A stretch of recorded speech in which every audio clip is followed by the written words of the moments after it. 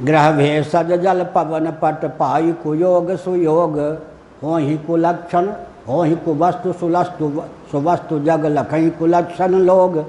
ज्योतिष और व्यवहार के लिए बहुत ऊंचा भाव है तुलसीदास जी का। अभिव्यंग की अभिव्यक्ति अभिव्यंजक के अधीन होती है, अभिव्यंजक के तारतम्य से अभिव्यंग की अभिव्यक्ति में तारतम्य होता है। वाक्य मेरा बनाया हुआ है, कठिन है। अभिव्यंग की अभिव्यक्ति अभिव्यंजक के अधीन होती है, अभिव्यंजक के तारतम्य से अभिव्यंग की अभिव्यक्ति में तारतम्य होता है। दृष्टांत से समझ में आ जाएगा। बल्ब और बादल के अधीन विद्युत की अभिव्यक्ति है या नहीं? बल्ब और बादल के तारतम्य से विद्युत की अभिव्यक्ति में तारतम्य है। अब हम चौंकाने वाली बात कहते हैं।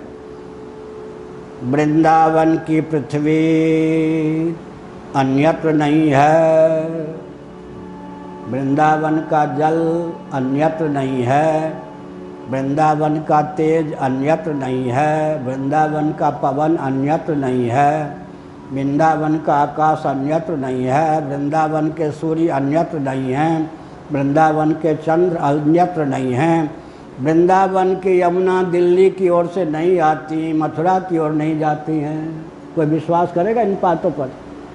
लेकिन सिद्ध कर देंगे। फिर सुनिए, सबसे बढ़िया बात यही है, अरे वृंदावन के लिए कोई स्पेशल अलग से चंद्रमा का उदय होता है, सूर्य का उदय होता है।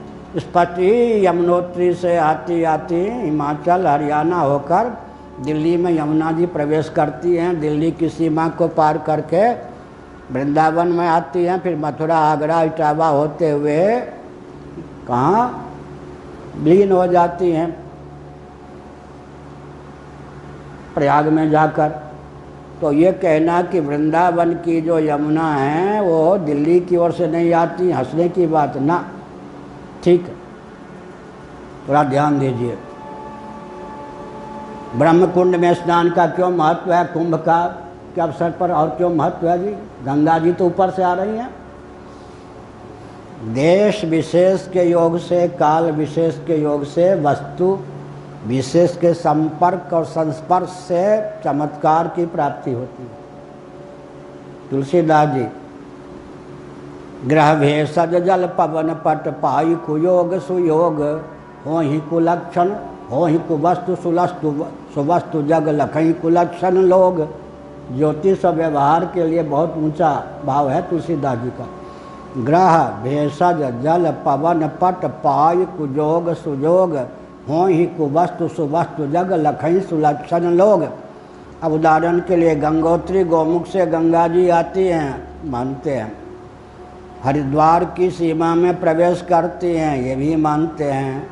लेकिन स्थान विशेष ब्रह्मकुंड में जब चली जाती हैं, स्पर्श करती हैं, तो अभिव्यंजक संस्थान की दिव्यता के कारण गंगा जी में जो अनंत शक्ति का सन्निवेश है उसका बहुत कुछ अंशों में अभिव्यंजन हो जाता है। क्या अभिव्यंजक?